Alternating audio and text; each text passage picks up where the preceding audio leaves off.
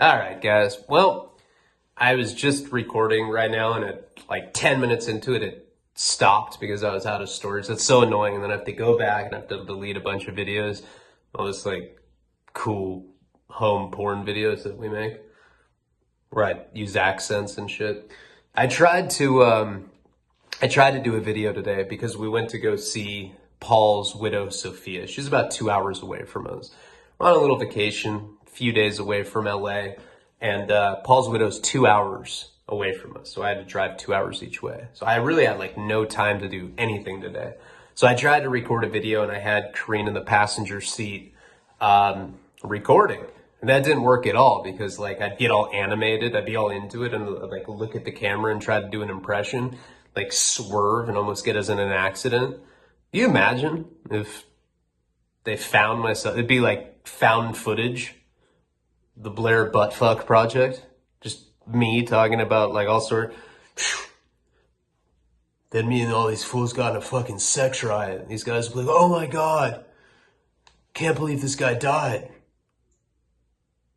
What? What a stupid joke. I don't know.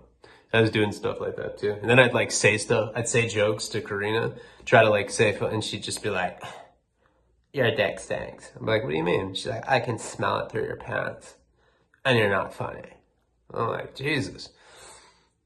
So it just didn't work because I started getting like self-conscious. So anyway, so we went to go see Sophia, Paul's widow. That was weird for me. I mean, it's bittersweet. Sophia is like family to me. You know, she was Paul's girlfriend fiance, for about 10 years. I think 8 years actually. I don't know. Somewhere, a long time. My longest relationship's been Karina. We've been together 3 years, and 16 months of that I was in prison fucking dudes, pretending they were Karina. Like, shut up. Do a push-up. All right. No, that's why I usually do monologues. I gotta warm up. But actually, I was 10 minutes into this video, and then it cut out because I was out of storage, and it really pissed me off. So I saw Sophia, and I was telling her about my Narcan project. She was telling me how proud Paul would be, and we were just talking about drugs and how bad things are right now with fentanyl. We talked about that a little bit on the live the other day. But guys, if you're out there doing drugs, doesn't matter what you're doing, be careful. There's a lot of fentanyl out there right now, and it's killing people. Talked to Joe. I saw him in Santa Barbara. I gave him a bunch of packages. He started sending stuff out. He has tracking numbers. New email is sinisterraffle@gmail.com. If you're in the $20 or $100 tier, write gift in the subject. If you participate in one of the raffles, write raffle. And sinisterraffle@gmail.com. That's the new Joe Gmail. We're about to have our first Paul Project nonprofit meeting soon. And I do apologize for the lack of content lately. Honestly, it's been a confluence of stuff, but mostly it's just been really bad depression. And depression is stigmatized. You know, a lot of people think you're a bitch if you get depressed. Yeah, especially if you're depressed. Oh, fuck. I'm such a bitch. Cutting your dick off with a butter knife. You don't even have any relatives' addresses. Like, fuck. I'm just gonna keep it in my wallet. And then you like get undepressed, and then you open your wallet and you have this pancake cut off cock. Sorry, it's late. It's like midnight right now. Got home. It's been a long fucking day, but you know, I'm upset that I haven't been able to deliver for you guys like I normally do, and I'm really trying to get back on track. Thank you guys for anyone that has had patience and compassion. I will work extra hard to make it up to you guys this month. This last year I put out a lot of content. Doesn't mean that I'm incapable of putting out more. I don't know what happened. Last week's been hard, but I didn't relapse. There hasn't been any dicks in my mouth for at least a month, and I'm good. And that's it. That's all I can say. Just go on there and just say stuff about dick sucking and butt fucking, and they'll love it. Nobody talks like that. I don't have anybody in my life that says shit like that in that voice. Let's get into the story because I'm embarrassed. Frankly, I'm embarrassed. I don't think we need to spend any time doing a recap. I think we'll just get right into it because I think sometimes I recap shit for 5 or 10 fucking minutes and it's unnecessary filler that we can just cut out. And I sometimes I do it just so I can remember where we're at chronologically. But you guys remember that Jared and I had just gotten into the Cisco truck. You know, it gotten to a point where I got punked out, just to be honest. I got punked out, and I was kind of the laughing stock of this program. Jared was already the laughing stock, you know? He'd be like, do you think death is drafty? No, why? Fucking, you know what, man? I think you need to be here. I don't even want to leave with you. Probably fucking cut my stomach open and start tickling my, I don't know what I was going to say. Something about tickling the insides because he's a serial killer. I don't know, something clever. You get the gist.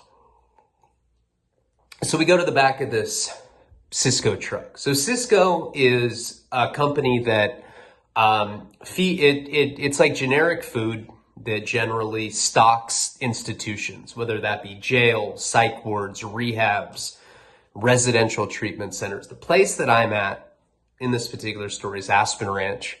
It's part of the youth programs for troubled adolescents. Paris Hilton recently has been on some crusade against programs in Utah. She's like, before I sucked dick, I was on a program for sucking dick. And they're like, but Paris, we thought you never sucked dick before the program. She's like, I just want to shop. I'm important. I care about people. That's her new thing. She's like, wants to save the program people or something. I don't know. I read that. I was like, Jesus, I haven't even heard that name in like 10 years. Now you're fucking just coming out slinging gas like that, Paris. You're some anti-program crusader. Get the fuck out of here. And that's the place I was at. I was at one of these programs for troubled adolescents. I'd already been there in 2001. Now it's 2002 and I'm back. I became the laughing stock there and we took our out. Me and this serial killer kid, Jared. Weirdest kid I could possibly leave with, but I don't know. We just decided to do it. And we took our opportunity. We go in the back of the Cisco truck. So it's this big white truck. It says Cisco in blue lettering on the side. And remember, they color code the boxes to indicate which institution it's going to. So, you know, green boxes, whatever it is in the front, that's going to Aspen Ranch. And then there's a number of other places that it's going to go to. And we burrowed our way in the back of these boxes and we just hid. Now, eventually, I don't know how much longer, maybe 15 minutes later, the door gets slammed shut. You know, you're, and now we're just enveloped in darkness. I didn't have to say that. I could have just said it went dark. I didn't have to say enveloped. Who the fuck talks like that? Not in 1800 Salem. We were in pitch darkness. And pretty soon, it starts rattling. You know, and when you're in the cargo part of a truck, you know, it reverberates. You know, there's all these vibrations. Like, and we're just kind of nestled behind there. Now, what our plan was and what we had talked about before we had made this brazen escape attempt is getting to a place that's more populated, you know? Aspen Ranch was located in Loa, which is in Wayne County. It's by like Richfield, Utah. It's out in the middle of nowhere. It's 3 hours away from Salt Lake. Now, the first time I was there was this guy, Levi. Never forget this guy. He's like this buff, stocky buff kid from Iowa. He was cool as fuck. He didn't, but he was the kind of guy that would have like a pack of Marlboro or like Camel and filters like on his sleeve, tight blue jeans. He's like, yeah, I fuck bitches. That's what kind of guy he was, but he had no cigarettes. I'm not really sure why I said that, but you get the idea. It was a cool guy. I don't know. I don't know if that conveyed how cool he was, but he was somebody that kind of had finesse. I guess he had a pregnant girlfriend or something, and he just decided to take off one day. And he did. He just ran away. Now, like I said, this is out in the middle of nowhere. What had happened with him, he didn't have any sacks of food. This guy was too cool for that. He's just like, I'm out of here. He like probably snapped his fingers. It was like, he felt like he was John Travolta in Grease. He's like, I'm gone. And he just left, ran into the night.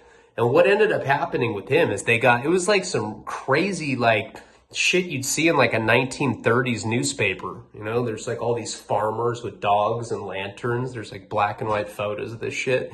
For real though, the entire town got involved with trying to find this kid. Eventually they brought in search and rescue. They had like helicopters everywhere, spotlights. There's like kids chewing on hay and overalls, like looking for him, like out in the desert. And eventually I found him. I think he made it like 2 days.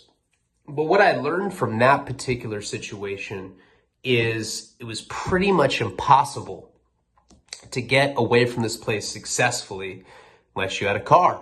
Now, originally I wanted to blackmail Shane because he got his dick sucked by Jabba the Hutt or whatever, you know? And he wore like the Han Solo vest. He's like, yeah, suck my dick, Jabba. She really did look like Jabba the Hutt. I wonder what she looks like now. That's what she looked like 20 years ago. Imagine what she looks like now. She looks like a mothball or something. We were going to blackmail Shane. We were going to get his car and we were going to take off because being mobile seemed like the only realistic way to do it. And then we were going to drug the night staff. That didn't work, you know. And that was from the first time I was there. We had learned about crushing up our Seroquel and Trazodone to drug the night staff.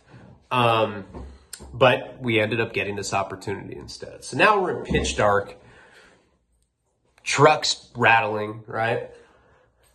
And I don't know how long it goes because it's a lot harder to, you know, kind of judge the amount of time to quantify hours or minutes or however long this was when you're in pitch black, in the back of a rattling Cisco truck.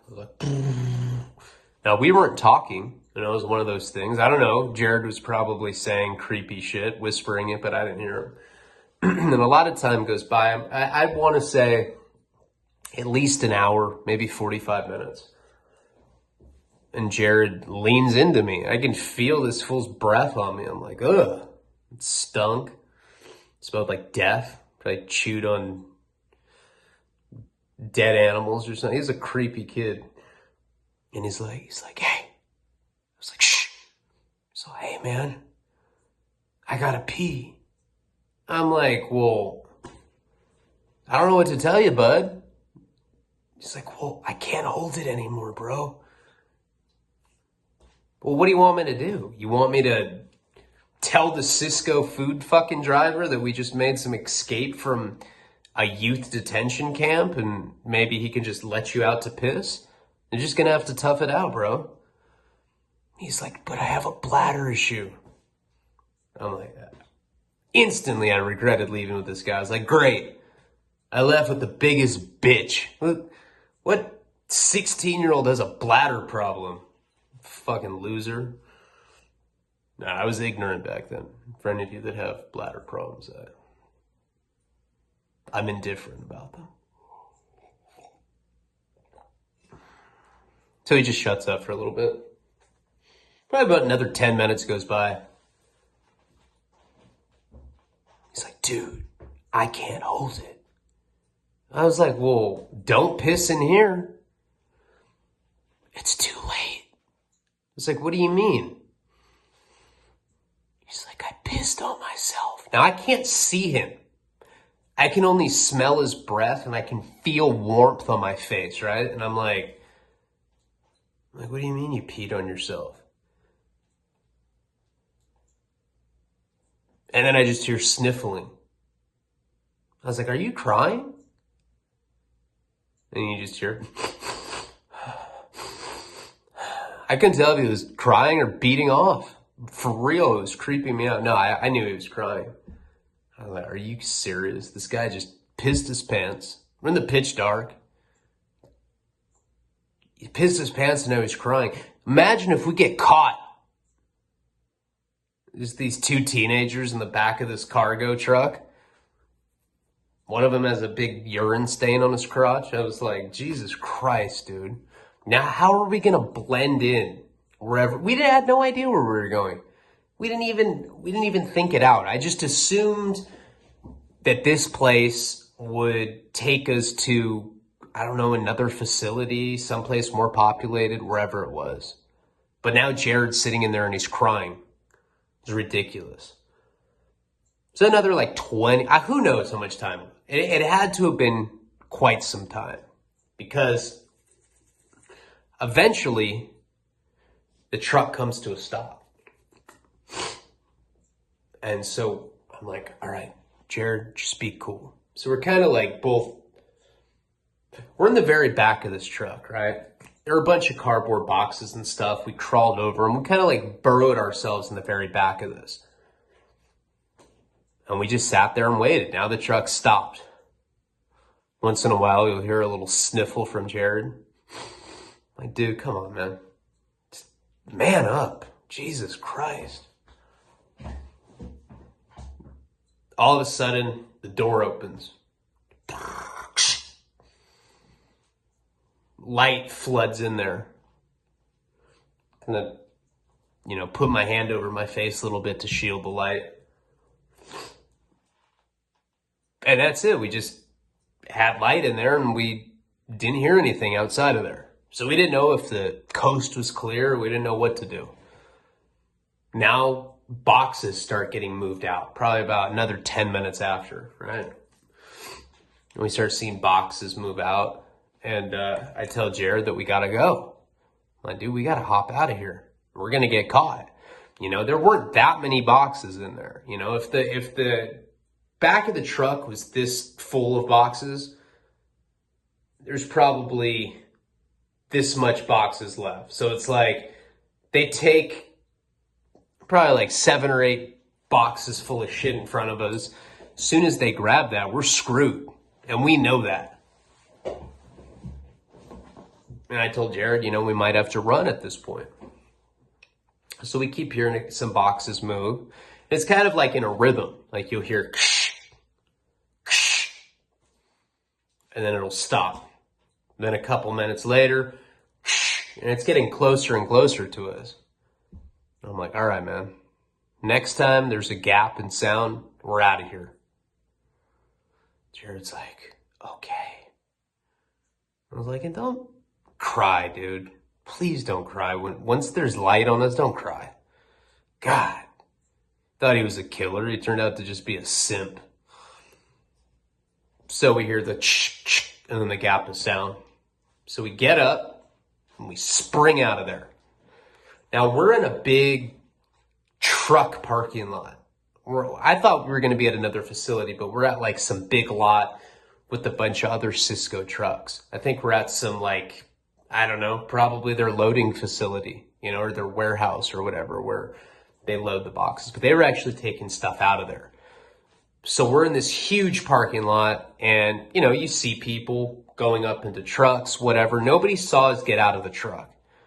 And we just start booking in the other direction, right? We start running. On this side, there's a long fence. So it's obviously the entrance to the parking lot. So we start running in the other direction. As soon as we're running, I look at Jared and I sure enough, there's a huge piss stain right on his pants. I'm like, Jesus Christ. It's like, we're probably already going to look weird just as young kids running around some parking lot. This guy's got a huge piss stain and it looks like it could be nothing but that. We run the other way and we come up to some building. This building, probably 3 or 4 stories tall. It's just a bunch of glass windows. I have no idea what that was. Probably, like I said, Cisco or whatever the location is. We go to the side of the building, and there's this kind of gravel walkway. There's people there. Nobody seemed to notice us just scurrying, through. I guess it didn't look that odd. We were in a place where there's quite a few people working in these trucks. So we go down this gravel walkway, and now all of a sudden, we're at what looks like a commercial area. There's a street, there's a crosswalk, people walking on the sidewalk, and we just take off, start running. So we're running down the sidewalk. No idea what town we're in. No idea what our plan is. I tell Jared that we have to get to a phone. My first reaction is to call one of my friends. Remember, I'm 17 at the time. I have a handful of friends that actually have their licenses.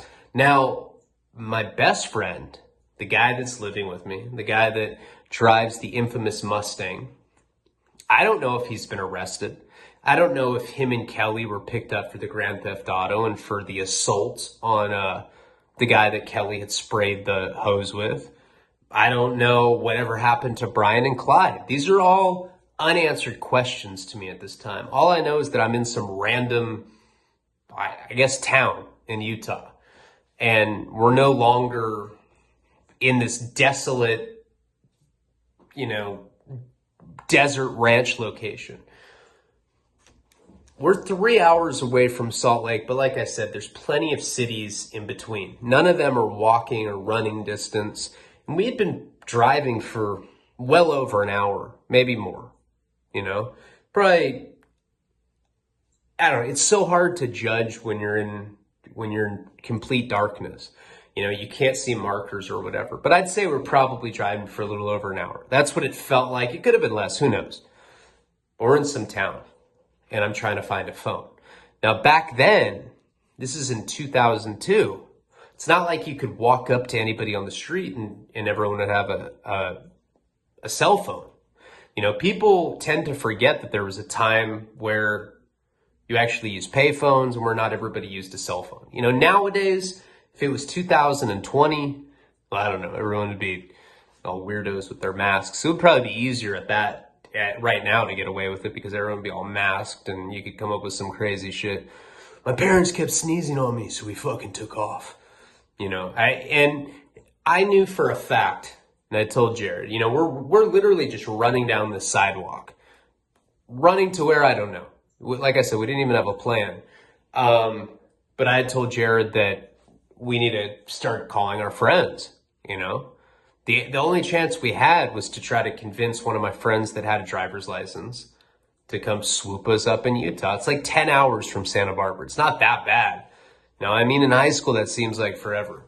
But we didn't have really anywhere to go. And I knew for a fact that as soon as this place found out that we were missing, they were going to put an APB out. We were going to be on milk cartons. There was going to be every sheriff, every cop, every law enforcement official in Utah looking for us. So I knew that time was of the essence. We'd only been gone roughly an hour. We hadn't been gone for that long. So we end up running kind of up this, I guess, busy area, up this sidewalk, and we come to a gas station. And I'm like, hey, let's just chill right here. There's like an outside bathroom, there's a curb. It's one of those kind of things. So we end up sitting on the curb, and I tell Jared that I'm going to start spanging because I was really good at spanging. I looked preppy back then. I had no tattoos. I had no track marks. I wasn't a bitch. I was pretty much the opposite of a bitch. I just looked like a preppy kid, and there were payphones. So the whole point was to spange. We were going to get some cigarettes and we were going to start making phone calls and we were going to find somebody that was going to get us out of there. So people in Utah are definitely a little off compared to the rest of the country.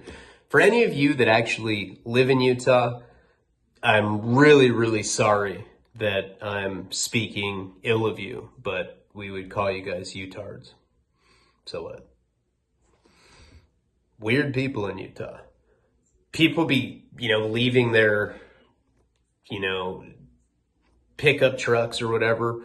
It's all like, it's either Mormon or it's like redneck hicks.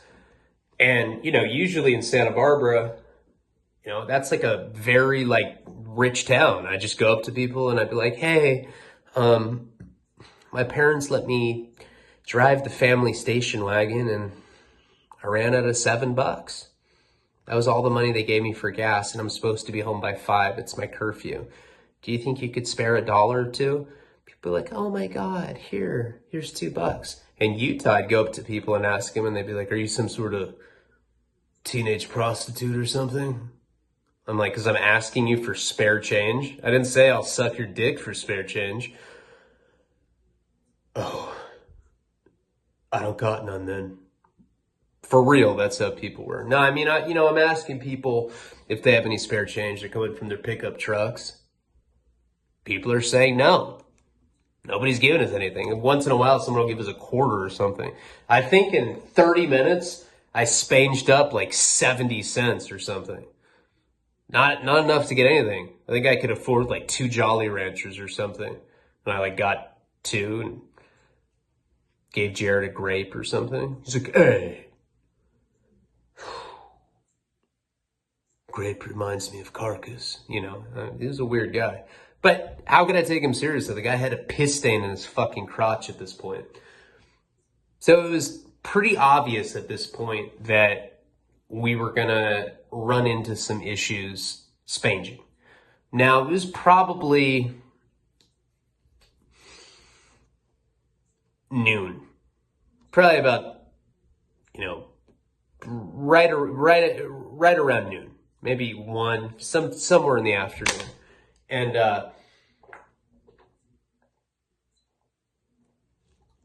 I knew we couldn't be in a densely populated place for very long before we were going to get caught. I thought that we'd be able to spange up some money, get some smokes, be able to make a couple phone calls, but it was obvious that people aren't really fond of spangers. You go up to them and they treat you like you're some sort of junkie. I was a junkie. I was like, God, spot on, lady. You go up to somebody's car to ask, like some like nice old lady. I'd walk up to her car to ask her for spare change and just roll the window up and lock the door. And I'm like, God, and it was probably my colored hair. People in Utah probably thought that I was like some neo-punk heroin addict or something. I don't know, but these people weren't being very friendly to us. So eventually, I think we got like $2. We had just enough. I think making a long distance call was $1.50. Might have even been more than that. I remember we had one phone call that we could make. And there was a payphone right there at the gas station, and I went to go make it, and I called Papias, the guy that had been living with my parents. I called his cell phone. Goes straight to voicemail. And back then, when you'd use a payphone and go straight to voicemail, it would eat your money. I'm like, fuck. And it took us like 30 minutes, 40 minutes to get that much, just to spange up that much money. So eventually, and Jared's sitting there, by the way, he's not spanging. He's sitting on the curb the whole time because he has this fat urine stain. At Aspen Ranch, what the uniform was khaki pants. So like, not only did he have a urine stain, but it looked like some dark, obvious piss stain. It didn't look like just some, I splashed some water. And I've peed on myself a few times, and this is what I tend to do if I do pee on myself. And I tried to tell Jared this. When I take a piss on myself, which I do, because I'm a heroin addict, we do that. We shit, we piss, we cum, we do all sorts of nasty shit. We never clean up. It's just all over us. Whenever I would piss on myself, I would get water. Because sometimes it would happen. I have a small dick. So when I take a piss, I usually don't even shake it because it just kind of sits there like a fucking cannon or something. And so I'll take a piss and hold on, just said I had low battery. Okay, that should work. It said 20%, so we're like 30 minutes into this. Whenever I would piss my pants, say I was like, at a movie theater or something. This would happen. I got a small dick. It looks like a cannon. Take a piss, and then droplets would just kind of like,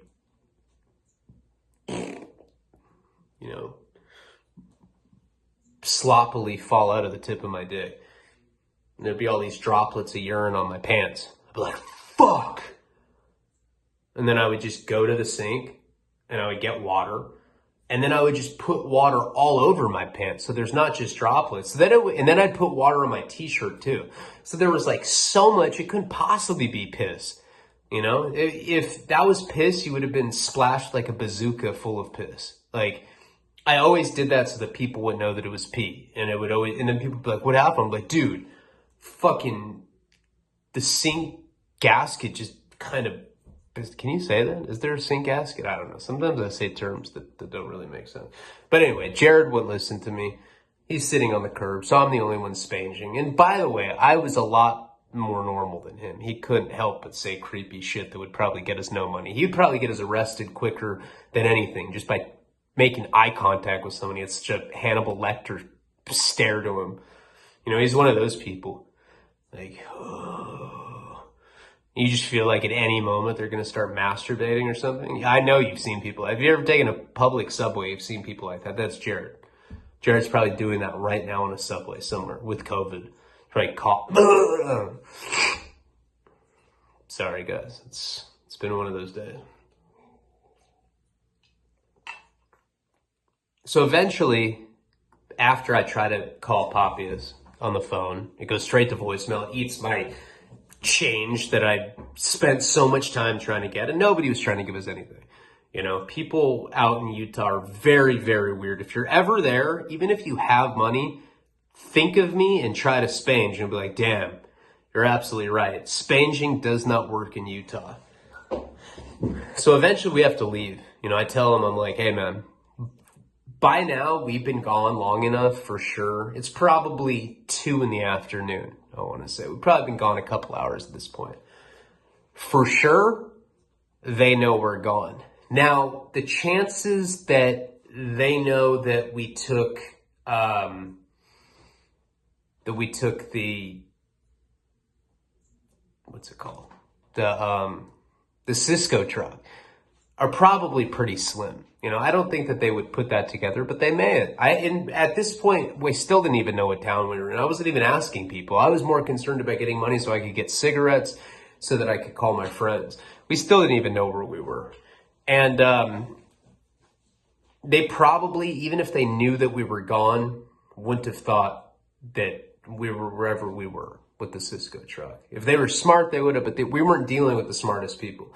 These programs that pop up in Utah are like probably people that made a bunch of money with a meth lab and they had to put into something. They're like, man, let's put it into a program for troubled adolescents. Ooh, I bet we get some real good looking white girls. Oh, and then there's always the gate. Oh, yeah, man, and some white boys to attract the white girls. Yeah.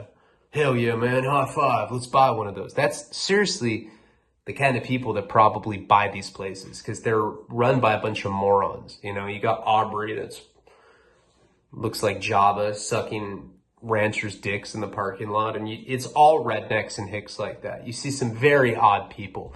For sure, the staff members there were twacked out. You could tell. So we just decided to leave.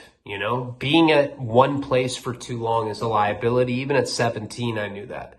So we start taking off and we leave this gas station and we try to get outside of the commercial area,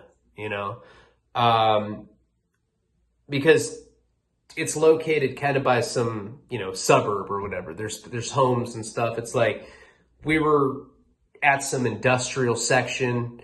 When we went down that sidewalk, it got a little more commercial. Like right as we got past that gravel walkway, at wherever we were, at Cisco fill station or whatever the fuck that was. We walked out of there, it was more commercial, and the surrounding area was homes. It was residential homes. So we walked from that gas station, kind of like into like a neighborhood. I just thought that that'd probably be a little safer for us, and at least we could gather our thoughts. Sitting down at this curb at the gas station, we were just sitting ducks. So we end up, walking into this neighborhood, walking blocks and blocks and blocks. We probably walked for an hour, to the point where Jared's like, my feet hurt. Let's just go back. I'm like, go back where? Let's go back to the ranch. My feet hurt. This was a stupid idea. I'm like, are you serious? Dude, we just escaped on a fucking truck. I'm not going back to the ranch. Who knows what they'll do to us there? I'm not going back. Fucking little pants peer. And he was just being a little bitch. My feet hurt. And I was upset that I was stuck with this guy. So we end up going down. We're like just deep into a residential neighborhood at this point, and we end up going into a park. We sit down on these picnic tables. Now this park we're pretty secluded now. There's some kids skateboarding and shit. Kids playing on the jungle gym. There's some kids that are probably about our age, and they're playing basketball and stuff. And we just sit down on this picnic table and we start talking. And this whole time, Jared, of course, is bitching. He wants to go back. I'm frustrated because I left with this guy. And this guy comes up to us. He's probably, I don't know. He was older than us because he had a goatee. And he was dressed kind of like an Amish guy. I forget what his name was. But he just comes and sits down. On the picnic table with us. And he's like reading some leather-bound book. He's probably reading like the Book of Mormon or whatever. Doesn't say anything to us. We're sitting on the top of this picnic table, right? Like I'm sitting on the end, Jared's in the middle. This guy that kind of looks Amish sits on top of the table next to us. Doesn't say anything. I remember Jared kind of looked at him with his little death gaze. This guy didn't even faze this guy. He's just reading his book. And then eventually looks up and he's like, hey. And we're like, hey. And he goes back to reading. So Jared and I, of course, like we're in the middle of talking about like what our great escape plans are. And like all of a sudden we just stop talking because we don't want to talk in front of this weirdo. And keeps reading and we're just kind of in silence. We're about to leave. And the guy's like, I forgot what his name was, but he introduced himself. He's like, hey, what's your guys' name? And I make up a name, I don't remember what, I was like, I'm Snake. Jared's like, I'm Jared. I just elbow him. like, you fucking idiot. Don't tell him our real names. I don't say that, but I forget what this guy's name was. It was something weird. I don't remember. It was a long time ago. He's wearing like this weird Amish outfit. What was his name? It was like Alan or something. Something weird. I forget. Let's just say his name was Alan. I don't remember for sure. Fuck. I wish I could remember because it was a funny name. Might have been Alan. I don't know. He's like, hey, I'm Alan. He's like, I've never seen you guys at this park before. Is it your first time at the park? And I'm just like rolling my eyes. I'm like, oh God, another weirdo. Jared seems to just instantly buddy. Jared's like, they're like speaking in the same weird, like hushed monotone.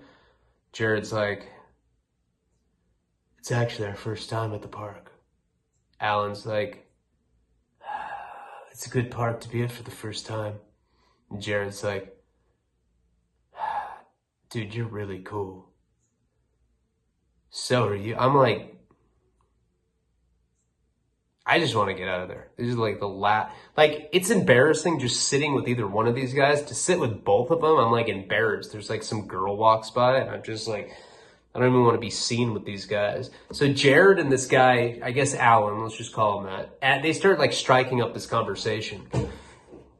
And, Jared's like telling him that he's from wherever. He's like, yeah. It's like, my parents sent me to this place out here and they're pretty abusive to us. And Alan's like, oh my God. He's like, do you play Super Nintendo? No. Do you play PlayStation? Jared's like, of course. He's like, well, if you're game, you can come over to my house. My mom's dead. My dad doesn't care. Jared's like, of course. And I'm just thinking, I'm like, all right, well, at least we can use the phone at this guy's house. Like, I wasn't as buddy with this guy as Jared was. It seemed like Jared and him, like, had some weird, like, silent serial killer language that they were speaking or something. I don't know, it was weird as shit ever. I mean, I think I'm doing a pretty good job of, like, recapturing it for you, but it's probably even weirder in real life if you were actually there. I mean, they were both the oddest guy. I'd say the Allen guy was weirder than Jared. This little getup. He was wearing like suspenders and shit. He had like some Amish hat and he had a goatee. Weird as fuck. So Jared looks at me, he's like, can we go? Like, I'm his dad. I'm like, yeah, Jared, you can do whatever you want. I'll come with you. He's like, oh, thank you so much. It's going to be so great. Like, instantly, just like at Aspen Ranch, I thought this guy was a serial killer. I thought he was on some shit. Instantly, we're out in the world, and I realized what a fucking dork this kid is. So we end up following Alan to this house. It's like 4 blocks away. We're just walking. This guy Alan's like 20 probably, and he's wearing like Payless dress shoes. Weirdest shit ever. He looks like, you know what he looks like? He looks like Jehovah's Witness dudes that would come door to door. Like, or that, or like, I guess Mormon. Or Amish, I mean. So anyway, so we end up getting to this house. This house is dilapidated as fuck. Big old, like wheatgrass in the front. It's just, it's like one of those places where there's like old rusty pickup trucks in the front. Looks like nobody even lives there, and there's like a broken front window. He's like, this is Daddy's house. Jared's like, oh man, what PlayStation games do you have? He's like, oh, I was never a video game guy, but he's just saying all these. He's like, I have Call of Dragon, Dungeon Dare, or whatever the fuck games there are. And they're all like fanning out on these games. I'm just there for the phone, guys. That's it. I swear. So we end up going into this house, and this house just smells like straight shit. It literally smells like, I don't know if you've ever been inside of a hoarder's house where you go in and it's just instantly just this disgusting like stench of old clothes and feet, and like you can literally smell rotten Chinese food, and just weird sense that it's like only the specific hoarder's house has this scent. This was that kind of place. There's nobody there.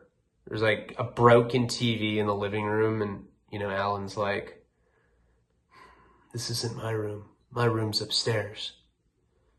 We're like, okay, and we're just walking. I'm like watching. And I am a straight dirtbag. If I'm saying a place is dirty, you know that it's disgusting. We're probably at the park another hour. We've been gone from Aspen for like at least 3 or 4 hours at this point. So we go upstairs to this guy's room. The whole time I'm thinking we're in like the Texas Chainsaw Massacre or something. Any second I think some Amish guy wearing someone's face is going to come out with a fucking chainsaw or something. But we go into this room, and there's all these like posters of like Chuck Norris and shit. I'm like, what the fuck? This is 2002, but still Chuck Norris posters? This is ridiculous. So they start playing video games, and I'm like, hey man, can I use your phone? And he's like, oh, Daddy doesn't turn on the phone until 6 p.m. I was like, what do you mean? Doesn't turn on the phone? Daddy won't let me use the phone till I eat dinner with him. I was like, are you serious? The only reason I'm at this guy's house is to use the phone. So him and Jared start playing video games, and they're like getting all into it. He's like, oh, look at my machine gun. It has this superpower or whatever. I'm just like, fuck, man. I'm like sitting on the floor, and I have like my head against the bed, and I'm just kind of like laying up against the bed watching these guys play, and they're, no video game, they're like, they're like groaning and grunting as if it hurts. Like, You see the other dude kill the other dude. He's like, ah! Are you serious right now, Jared? Tighten up, bro. Tighten up. Jesus, fucking weirdo. So we're probably in this guy's room for another, I don't know, hour or so. I mean, multiple hours have gone by now since we've left. I'm just kind of sitting in there. And then you hear this garage door open.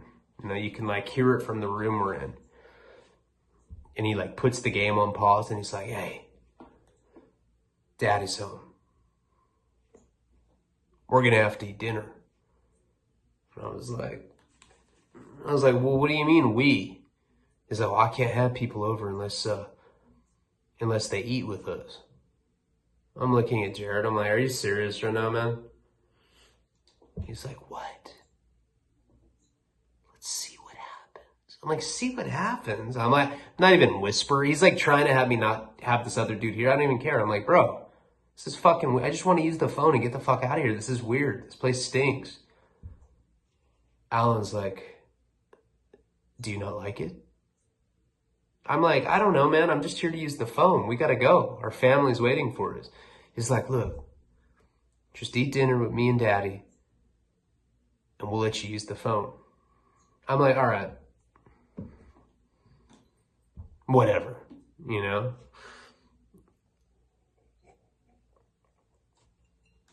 So we end up going downstairs, and Alan's like, all right, guys, go into the bathroom and wash your hands. So like the three of us are like washing our hands. This dude's like rolling up his Amish dress shirt sleeves or whatever. He's like washing them, and Jared's just happier than fuck that he's at some video game, you know, he's probably the most freedom Jared's ever had in his life. Then we go into the kitchen. The kitchen, that's where the stench is coming. There's like cat shit all over the floor. There's like no litter box. It's like one of those like cat houses, you know? And we see Alan's dad. Looks the exact same. He's wearing the same weird ass Amish fucking dress clothes. He's got like a long kind of grayish goatee. I forget what the kid's name was. Let's just call him Alan. He's like, Alan, what have I told you about guests? He's like, but Dad, I met them at the park, and they're here because their families don't love them. I was like, hey, I never said that. And I was like, that's what Jared said. And he's like, did you tell them about dinner? I was like, yeah. He'd like to use the phone. And he looks right at me as if I know. And he's like, there's no phone calls until after supper. I was like, all right, well, your son told me. All right, we'll eat with you. He's like, great. What do you guys want? I'm like, I anything? I don't know. He's like, what about pizza? I was like, yeah, absolutely. He's like, okay. All right, I have some frozen pizzas. I'm going to make them. You guys go sit in the living room. Okay. So we go and we sit in the living room, and Alan's like, look, guys, come here. And he brings us to this like big, what is it? It's like a big dresser. What is it called? It has like is it an awning? I don't know. It has like the little like glass doors. He's like, look, he's like, this is my mama.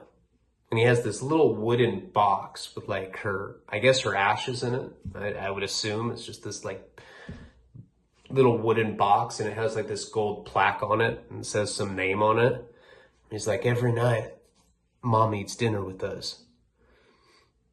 We're like, okay, this guy's getting weirder and weirder, right? So we're sitting in the living room, and he's sitting there, and he has this wooden box, I guess, with his mom's remains in it or whatever. And we're just sitting in the living room. TV is broken. We're sitting on the couch in complete silence, and this guy's holding this box with his mom's ashes, and it's the weirdest shit ever. You know, I mean, not ever. I've been through some pretty weird stuff, but this was pretty fucking weird. I mean, we ran away from this place, and we're just at this, like, complete freak show hoarder house with these like two Amish guys and their dead mom or whatever. And finally his dad's like, he's like, okay, the pizza's ready. It was like maybe like 15 minutes later. And so we go into the kitchen and he has like this box. It was like it wasn't DiGiorno, but it was like something like that. And he just has this pizza. It looked disgusting. First of all, how the fuck are you going to make a pizza in 15 minutes? And it looked like that. It was like all mushy. It looked so gross.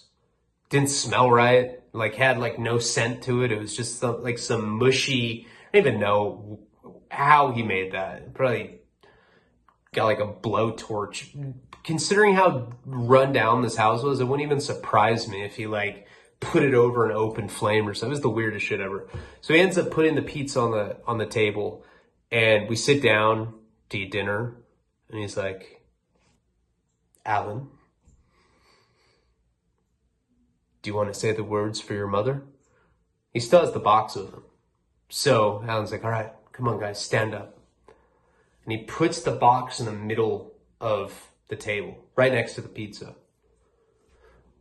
And we stand up, and we all hold hands. He's like, please join us for prayer. I'm looking at Jared, I'm like, you son of a bitch. I swear to God, man. And I like, as we're praying, I'm like, hey, we can use the phone after this, right? Alan's like, please. This is where we pay tribute to Mother. I was like, all right. Norman Bates ass motherfucker. So we like close our eyes, and he does the weirdest prayer ever. I don't know. He's thanking the Lord for these strangers that have come into town, and telling his mom how we're gonna eat pizza together and all this weird shit. So we end up finishing the prayer. We sit down and we're eating, right? And every time they're passing the pizza back and forth. So there's this pizza in the middle of the table. There's like these paper plates that they're passing around, right? Or that they have passed around, like sitting in front of where we're eating. And every time they take a piece of pizza, Alan hands this wooden box of his mom's remains to the dad. So like he'll go for a piece of pizza, put it down on his plate, and he'll pass it back to his dad, and his dad will put this box in front of his plate, and they're like eating. We're all eating. This pizza tastes disgusting. It tastes just as bad as it looks. It's all mushy. It's all fucking gross. I can't even eat it. I can't even stomach it, considering how bad this place smells, considering just how odd the situation is to begin with. I just want to use the phone, and I'm like eating it, and I just can't stop looking at this cremation box, and I'm just so weirded out.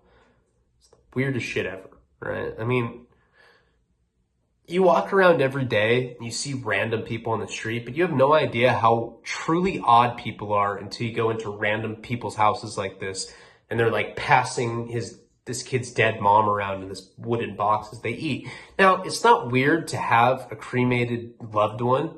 It's not. You know, I have my dog's remains at my parents' house.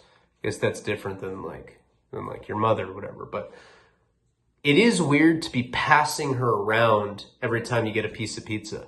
Like, this guy Alan would have the box in front of him, eat a piece of pizza, and then as soon as he's done with the piece of pizza, he'd hand his dad the box, then his dad would eat a piece of pizza.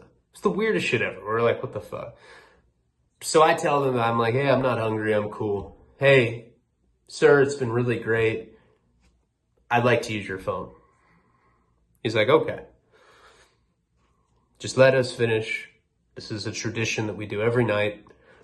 This is how we stay more in touch with my wife, Alan's mother, blah, blah, blah, blah, blah. Saying all this weird shit or whatever. Jared just scarfing the pizza down. He's like licking his fingers. I'm like, you're fucking foul as fuck, dude. Simp. Finally, everybody finishes. Jared's like, thank you, sir. It's like Jared's like their long lost kid or something. He fit right in with these people. And we had these wooden plates, so we just go and, we throw them in this like garbage can that's heaping with trash. I'm like, can I please use the phone now? He's like, sure. He's like, it's in that room over there. Now, this was in a different room that I'd never seen. I was like, all right, cool. I go in this room, there's like an old, like a rotary phone, you know, like, or not a rotary phone, but a phone that's on the wall. It didn't have the rotary thing, but it was like a landline that was attached to the wall. I pick it up, no dial tone. And I'm like, hey. And I'm by myself, I'm looking, there's all these like boxes full of stuff. There's all these kids' toys in there and stuff. I'm like yelling into the other room. I'm like, hey, no dial tone. No answer. Nobody's answering me. So I hang the phone up. I go back outside, or I go back into the kitchen where they're all sitting, right? They're all sitting there talking. They're like laughing. Jared's laughing with these people. And I'm like, hey, the landline in there's not working. There's no dial tone. And Alan's dad's like, oh, that's odd. Here, let's go in there. Let me look at it. I was like, all right. So he goes back in there. He's messing with it. He's like pulling it off the wall. He keeps taking the cord out, plugging it back in, seeing if it works. Finally gets it back on, right? So now get the phone and I start calling various friends that I have back in Santa Barbara. Now, back in that time period, I knew everybody's number by heart because there were no cell phones. So you had to know your friends' numbers by heart, you know? It's not like it is now where you have everybody's phone number saved in your phone so you don't need to know it. So I call a few numbers. Nobody's picking up. You got to remember, all of my core group of best friends could very possibly be locked up at this point. So I'm probably in there for about 10 minutes. And I walk out and Jared's sitting down at the table and he looks kind of weird. And Alan's sitting there and his dad's sitting there and they're all kind of like looking up and there's a woman in there that wasn't there before. She's kind of like standing in the living room. And I'm like, what's up? Jared's like, that's Alan's mom. I'm like, what? She's like, hi, I'm so-and-so. I forget what her name was. And Alan's like, yeah, that's my mom. And we will get into this weird-ass story in the next video. I love you guys, and I do apologize that the content has been less than consistent lately. Let me make an effort to make it up to you guys. The cut of the doc is coming really soon, 30-minute cut. I'll put up a lot of extra goodies this week and maybe even some surprises as well. But I do appreciate each and every one of your support, and we will get into Alan's mother that seemingly resurrected herself from the dead, because there is an explanation and it is probably weirder than what you were thinking. Palabra.